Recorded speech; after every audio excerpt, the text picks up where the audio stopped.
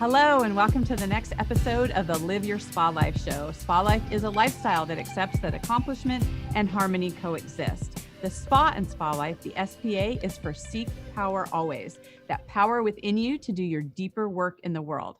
I am so thrilled to have my next guest on the show, who is Yerasimos Stilianessis. He is a trauma-informed body worker who is also a holistic health practitioner and a human design guide.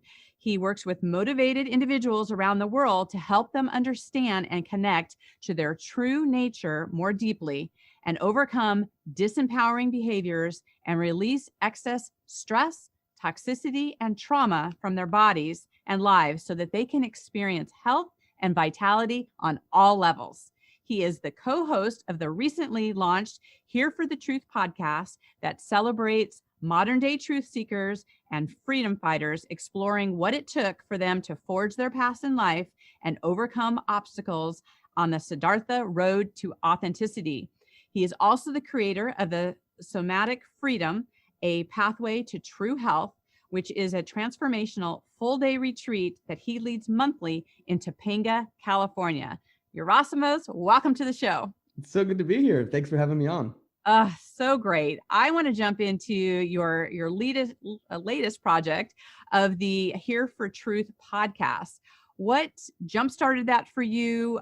What is, what are you focusing on that as far as what are you seeing any trends in people? I feel like there is people searching for the truth, right? It's like, who are the people that, what is truth, right? And what is some of that that people are looking at and the show and supporting him in that? Yeah, well, I've been wanting to do a podcast for a few years now, and I think I realized that I work well in collaboration. And so my wife, Sophie, and we were on the Unslaved podcast last year, and someone in Australia had seen the podcast, Joel, my co-host, and he reached out to me. And we connected, and we realized we were soul brothers, and that we had a deep, deep desire to speak out on certain things and to seek truth and to share truth. And so we got on one call and we just said, let's do this.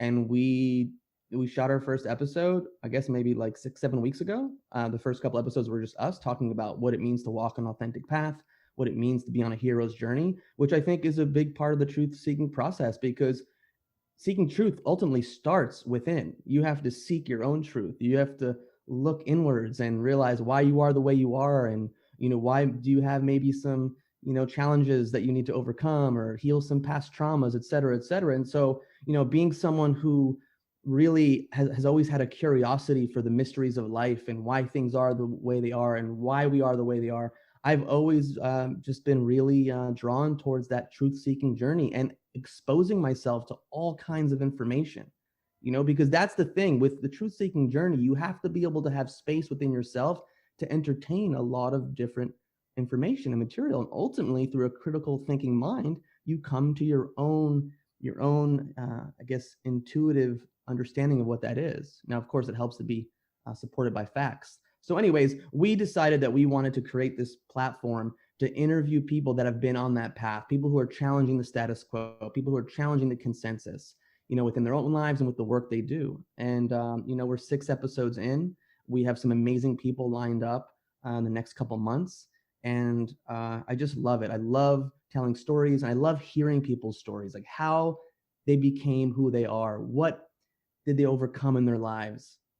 And that's a big piece of the hero's journey. And it's something that resonates with me.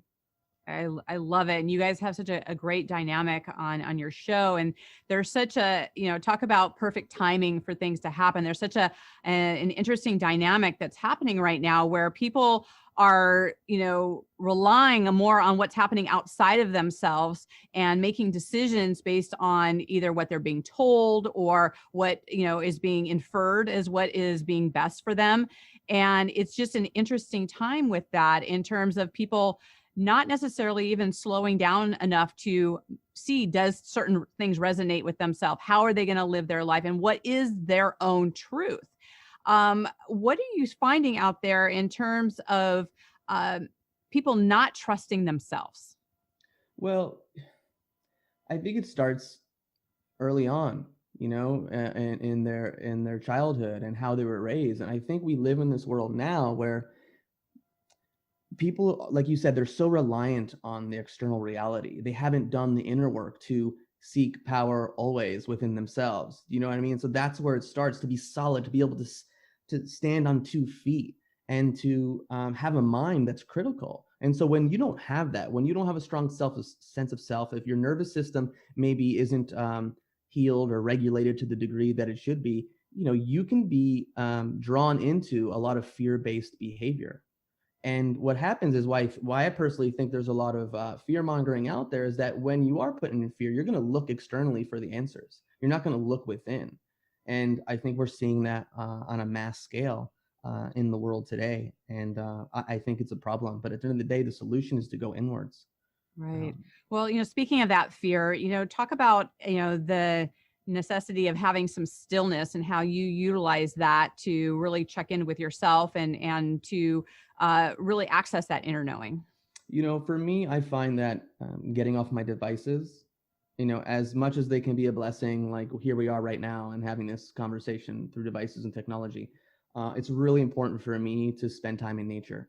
My wife and I, we moved to Topanga. A big reason was because we wanted to be kind of in our own little bubble, in our own little world. And, with all the things that are happening in the world and, we're being bombarded with all this fear propaganda, that I find that when I can just shut everything off and I can walk outside and I can like spend some time like listening to like the wind and the trees and the birds and things like that, it allows me to just come deeper into myself. Now, it's been a process. I've been in like the personal development, health, wellness fields for over 15 years. And, this process of going inwards, like it's deep shadow work. You have to face yourself. If you don't face yourself, you're just going to be at the whims of everything that's going on around you. Mm-hmm. Right. I brings to mind that whole, if you don't stand for something, you stand for nothing. Mm-hmm. And just getting really clear about, what is it within an individual person that they believe in. And I'm just wondering, it seems that people's ideas of who they are seems more shaky than ever, that there is more of that external like reliance on that. What are some of the things, in the healing aspects that people can start, realigning and start trusting themselves and not be so external focused? Well, I feel like in the work that I do, on the different levels, they can support people in that process. And first and foremost is you just got to get to know yourself. Like, who are you outside of your parental conditioning? Who are you outside of your society conditioning, your church conditioning, et cetera, et cetera? We all, God has given all of us this seed of consciousness, and it's like, how can we tap into that and who we are on the deepest levels? We're all unique. You know what I'm saying? And so I feel like whatever it is for a person, maybe it's meditation, maybe it's yoga, maybe it's walking in nature. There needs to be a process where that focus is put internally, not just externally. And like, what are people on TV telling me? What are the newscasters telling me? What are my politicians telling me? What is my doctor telling me? It's like, no, you have to go within. But that's a scary process for a lot of people. And because it's a scary process, they relinquish personal responsibility. And then they go, okay, well, it's just a lot easier. There's so much stuff going on in my life. That I'm just going to look to someone else for the answers.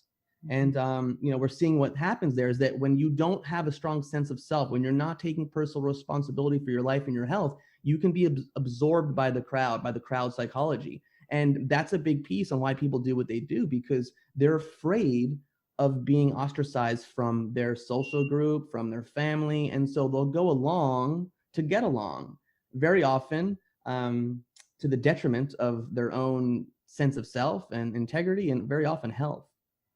Right, right. Well, and there's something to be said about being able to overcome hard things, right? To look at things and to be able to build some grit and tenacity and resilience, and having some of those things that you can maneuver through things. It's interesting when you're talking about how when you just kind of go along with whatever's out there and not getting really clear about that. How do you feel in terms of people not really having the fortitude to move through hard things? Again, it's such an individual game. Each person needs to figure this out for themselves. Some of the challenging experiences of my life have determined who I am and have built my character, as I'm sure, with your background and your history and who you are, you can say the same thing. I mean, I have compassion for people that don't have, let's say, the psycho-emotional fortitude, or have been through a lot, or haven't done the inner work. And at the same time, like, when is going to be the right time? Like, when are you going to seek support? When are you going to look inwards? Do you know what I'm saying? Like, I just feel like it's something that each person has to look in the mirror and determine, like, well, who am I and what am I willing to do? And do I want to keep going through these patterns? Do I want to keep living this life? That's is why I think it's really important to allow yourself to feel discomfort and feel pain, because pain and discomfort can be a great motivator to change. But if you're on that hamster wheel and you're consistently pushing things down because you're utilizing substances, you're smoking cigarettes all the time, you're drinking, you're shopping, you're watching porn, like, you're just always distracting yourself, that you can't really get to that place where you have an idea and a real deep somatic understanding of what the heck is going on with you and your life. And so I think that's the first step, is like, you have to kind of get into the muck and allow yourself to feel certain things if you've been ignoring them. And very often your life is going to show up and say, like, the proof is in the pudding very often. If you're not feeling fulfilled, if you're not healthy, like, there's something that you need to shift and change. Right. Well, and speaking of that focus of health, I mean, you talk about, your body, your mind, like this is a temple, right? So talk about some of the habits and the mindset that have you focus on health as being like one of your number one priorities. Yeah, I'm a little bit of an alien, I think. For a long time, I've kind of lived very differently than most people I know. And it's because it's been a trial and error process. Like, I'm really conscious of the food that I put in my body. I'd like to know where all of it comes from. I've done my own fair share of research. Like, I prefer not to have chemicals and toxins that are in my body or even on my body. So that's kind of a foundational thing. I personally live a sober lifestyle. I don't partake in drinking alcohol or caffeine or things that really, let's say, stimulate or depress my nervous system. Now that's what works for me. Am I going to sit there and say, hey, if someone wants to, like, do something once in a while, cool. My thing is, what's the habitual thing? If someone's doing something or relying on something every day, then I think that's a signpost. Okay, why do you need that daily cup of coffee every morning? Why do you need that alcohol to unwind, or that weed to unwind every night? So for me, how I treat my body, how I nourish my body, is a foundational piece. The other thing is, I've done a lot of work, and I support doing any work you can to support your nervous system. Whether it's, working with a therapist that utilizes somatic experiencing or something like that, which is work that I do as well, or getting body work done. It's so important to allow that energy to flow through your body, so then you can feel more grounded and more present. And then when life's events happen, because they're going to happen, we're humans, we live on planet Earth, we're going to have conflicts, we're going to have confrontations, we're going to have things that just pop up. Your system is much more resilient and able to deal with it in a way that's going to support your health more in the long term. Because I personally believe a lot of their health issues and things that show up as disease are things that have happened to them, and it's a body's natural adaptation to that experience. Right. Well, I love, one of my health practitioners talks about, that the body is such a great resource to be able to ask it the questions. Like, don't make the body the villain, right? We're either doing something to the body, or the body needs some support from us. And so this whole journey of asking questions of ourselves and standing in being that authority, I think that, again, it comes back to giving that authority away to others, when if you don't know the inner workings of your own body and what you need, and that it's not just the physical body, but there's the emotional, mental, spiritual aspect of it as a totality. I think it's so important for people to look at it from that perspective. So I like the wholeness part of how you approach things. There's such an innate intelligence to our body. Okay, if you were to literally cut your finger right now and just sat there and did some slow motion or time lapse therapy or time lapse photography, you would see it heal itself. And so our body's always looking to heal, but we just very often have to get out of the way and allow that innate process, that intelligent process, to happen. And we do that by all the ways that I'm sure you talk about on this show, and what I talk about in my life is, how do you understand yourself on a deeper level? How do you support yourself nutritionally? How do you resolve internal conflicts and and deal with things that maybe have happened in the past? And how do you ultimately trust that your body is so wise? There's such wisdom there that it's going to do what it needs to do and heal. And that's just the paradigm I've followed for a long time.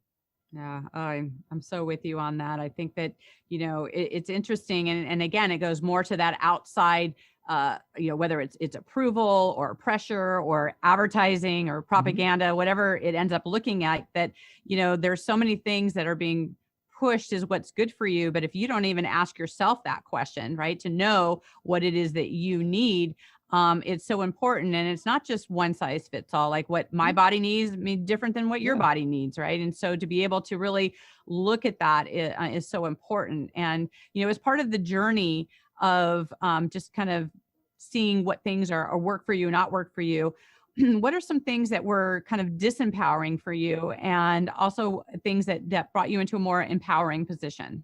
Well, I think from a disempowering standpoint, it just started when I was younger, where I over-identified with the people pleaser, and so I wanted, I wanted everyone to like me. I wanted everyone to be my friend, and I wanted to go out of my way to help people all the time, even at the expense of my own needs or even my own integrity. And so I think having that as a much more primary element of my personality when I was younger, while it served me in a lot of ways, like Yerasimos, you're such a great guy. You're so nice. You're so helpful. You're such a great worker, et cetera, et cetera. I realized that it wasn't sustainable, that ultimately I would burn out. Ultimately, I'd sacrifice my own inner truth. And so I think that was probably like one of the most disempowering things.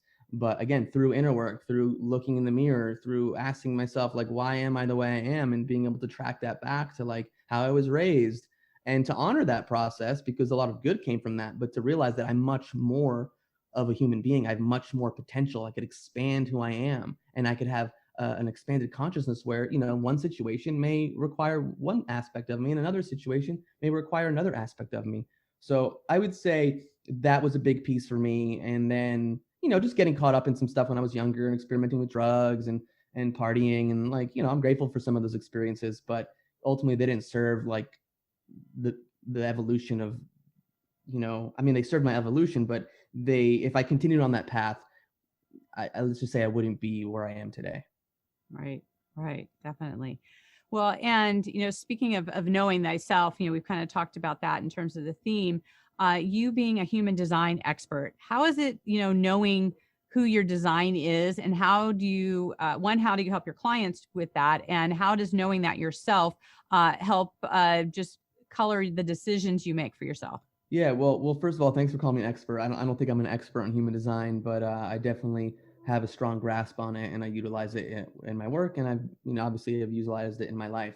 Well, first of all, human design is a really unique system. I don't know if you've spoken about it before, but it's a unique system that integrates 4 ancient sciences and 2 modern sciences, and it's a great way to understand your uniqueness and what differentiates yourself.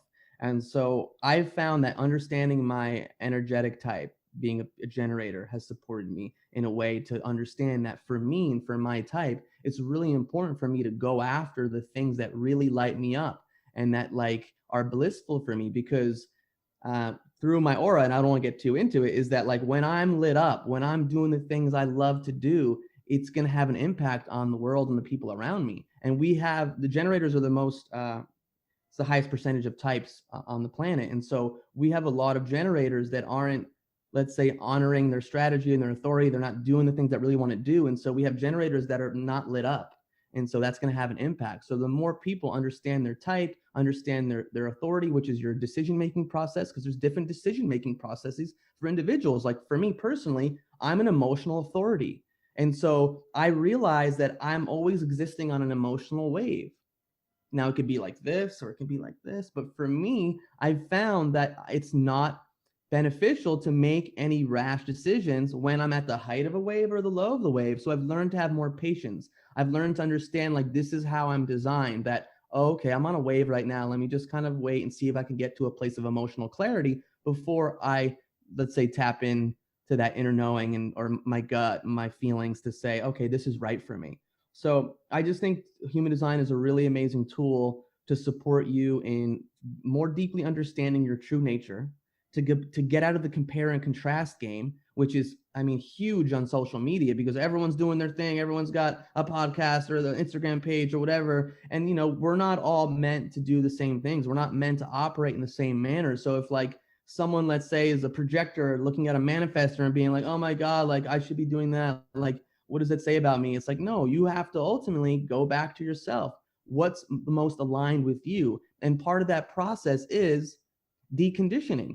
It's realizing all the stuff that was pushed on you, parents, society, etc., that isn't you, and to separate from that and to integrate and stand in more of who you are. And when you're living more in alignment, magic happens. I've seen it so many times with myself and my clients. When they're honoring their strategy, they're honoring their authority, they understand their particular energy, amazing things happen. And actually, that's when life becomes easier in some ways. Like things just happen, and there isn't an explanation for it.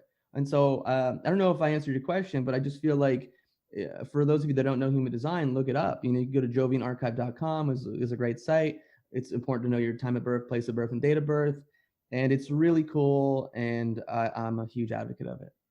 Well, I agree. I think that, I'm a big fan of it as well. I think it goes back to that know thyself. And I think if anything, there's so many indicators that it does for you, but just how unique we all are. Right. Mm-hmm. And so many times people are just kind of lumped together, and decisions and laws and things come into place for, everybody at mass. But when we look at what are the unique qualities and why are we here and what are we doing, right, is such an important thing. And knowing that authority.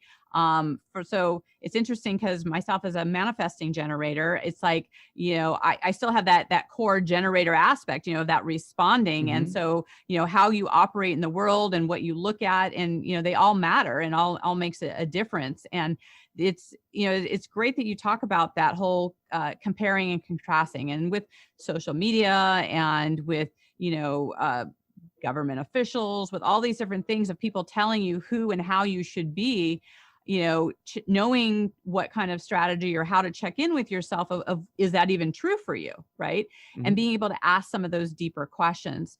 What are some of the questions that you ask of yourself to know that you are in alignment? It's hard to say. I feel like it's more of a subconscious somatic process. It's like a sense, it's a feeling, as opposed to like a question. Now, I guess if something's going wrong in my life, I'm an introspective person, so then I'll be like, well, why did that happen, or what's going on? What do I need to change? That kind of thing. But in terms of after knowing human design now for several years, it's just become more second nature of just tuning into the deeper wisdom of my body, as opposed to like, excuse my language, mind fucking it and just getting all worked up in here, because the decision-making process from a human design standpoint is much more of a subconscious. It's much more of an intuitive, instinctual gut body process, in my opinion. And so again, tuning into that wisdom, and then how do you tune into that, and how do you get more connected to it? This is why I'm such a big advocate of being as healthy as you can, because a lot of people, I think, confuse intuition with just another thought. They're like, oh, well, I know that's my intuition. It's like, well, maybe if you're not taking care of yourself, you're not eating well, there's still a lot of trauma that you need to like work through, then maybe like what you think is your intuition isn't that. And so how can you get your body as clear, as healthy as possible, so you can tune into that higher intelligence? Right. Well, and that's part of that, treating your body as a temple, right? Mm-hmm. Is that when you are really supporting yourself in all the different levels of taking care of, being out in nature. We've talked about, having, good choices in food. And like when you do all of those things, like they all come together. I mean, we're an interrelated being, to be able to have everything affect us. Everything in our environment affects us in some ways. Which reminds me, one of the things I love to ask my guests is that because our environments affect us, we have different experiences in our bedroom versus our kitchen, our office. What's your favorite room in your home and why? Well, I'd have to say the kitchen. I grew up, my parents are both born and raised in Greece. They're Greek immigrants.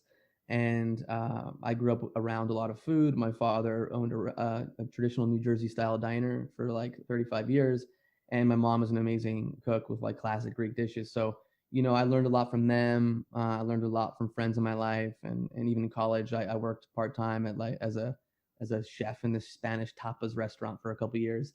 And I just love to cook. I love to use my hands, which in human design, actually touch is my cognition, is my primary sense. Not surprising, I'm a body worker as well. But and so I really like to do that, and then also to be of service. It's a way for me to be creative. It's a way for me to show my love. It's a way for me to bring people together. So I really love to cook. I really love to like host small little gatherings, little dinner parties, and even just cooking for my wife. I love making a meal for us to enjoy. So I would have to say the kitchen. Like that's my first gut answer. I love that. And, I've been at some of your gatherings, and you have such a warm, welcoming, way with whatever homes that you create with you and Sophie. It's just always a welcoming experience. Awesome. Oh, I love it. I love it. So good. I love it too. So I know that people are going to want to stay in contact with you. How can they do that? Best bet is Instagram at Healing with Yerasimos. I have a link tree on there. Linktree will take you to the podcast Linktree as well. I mean, we are on the usual platforms: Spotify, Google, YouTube, etc. We're about to be on some other freedom platforms moving forward, just in case, censorship is a real thing. So I'd say at Healing with Yerasimos. And if they want to ask me a question, they could email me at healingwithyerasimos@gmail.com or yerasimos@protonmail.com. And yeah, I'm working on my website. So if you happen to go to my website, it's probably not going to come up. Okay. And that, and we'll put all those links in the podcast notes as well, so people can get a hold of it there. I'd like to also, before we go, to talk a little bit about, you do transformational retreats. Mm-hmm. And, I think now more than ever, as far as people, being able to connect and get together, talk a little bit about that. Sure. I host them here at our home in Topanga, and it's a full day event. I initially was doing it just for men, doing men's work, but I'm opening it up to men and women. And it's a full day affair to really go deep into the physical body, to help release stored tension, trauma, excess toxicity, and also to be in nature. Where I live, we don't have cellular service. So you're even away from all that. And, there's a hike, there's amazing organic meal, there's a pool, hot tub, sauna. I mean, it's just a full day just to get out of the city, a retreat, to connect with other people, to build community, and to continue the hero's journey, because we do some really, really deep work, which I know you're aware of as well. And it's really powerful, and I look forward to just continue doing it. It's so great. I mean, you and I have definitely done some work together, and there's something powerful about being in community with healing, about having that support and having joint experiences, breaking bread together. I mean, all of those things really come into play of not only, nurturing our humanness of who we are, but also moving through trauma. And, I can't even imagine some of the workshops and things that we have gone through together, that to do that on your own, right? There's just a certain thing that gets missed in that when you don't have the support you need in that. So I think that, just thank you for the work that you're doing in that. Yeah, thank you so much. I think there's a power in being witnessed in your healing, and it's like, it's not one or the other, it's an individual journey, of course, and at the same time, being in community and having support is important as well. We are social beings. Right, definitely. Well, and in line with our theme this year is people who are being a force for good. So Yerasimos, how are you being a force for good in the world? Well, I think I'm being a force for good by how I live my life and what I stand for and the work that I do and supporting people, and with starting this podcast too. Mainstream media is dying. People are tired of the lies. People are tired of the bullshit coming out of these people in authority, their mouths, and they're seeking out alternative platforms. And I think that's one of the amazing things that came from this whole lockdown situation, is people were spending more time at home, and they were exploring different avenues of information and different platforms. And I think through Here for the Truth, I think there's another way to bring amazing human beings to the world, and to not only just hear about what they're doing, but hear their story, to hear their hero's journey, and to be like, wow, maybe I'm grappling with something like that, and this person in front of me, they worked through it, and look at what they're doing now in the world. And so there's hope for me, because we need new role models. This whole celebrity, like some of these athletes, politicians, like we're looking in the wrong direction. And I'm not saying everybody, but the majority. And so who are these other people in the world that are living their truth, that are individuals, that are challenging the status quo? Like, who are these people? And I want to shine a light on that as well. Yeah, absolutely. Well, I love that so much. I'm with you with that. I think that there's definitely a shift that's happening. I feel like we're kind of coming back down to some foundational, like American values. I mean, the whole idea of the truth seekers and freedom, this life, liberty, and the pursuit of happiness, right? Mm-hmm. I mean, there's just some amazing conversations to be had around really standing for that and being that. And so I just want to thank you for being that in the world and for all that you do. Thank you so much. I really appreciate you and what you're doing. And thanks again for having me on. My pleasure. And for our listeners out there, it's you that helps get that message out there. You get to have choice in terms of getting positive messages out, to really stand up for yourself, to be part of the community. And by sharing this and getting that out, that's really helping in doing that. So if you haven't already, please make sure that you subscribe. If you have any comments, please put that in there, whatever platform that you're on. You can tag both myself and Yerasimos. We're happy to answer any questions and support you along your freedom journey as well, and be a truth teller that is out there. So until we connect again, live your spa life. Bye for now. Bye-bye.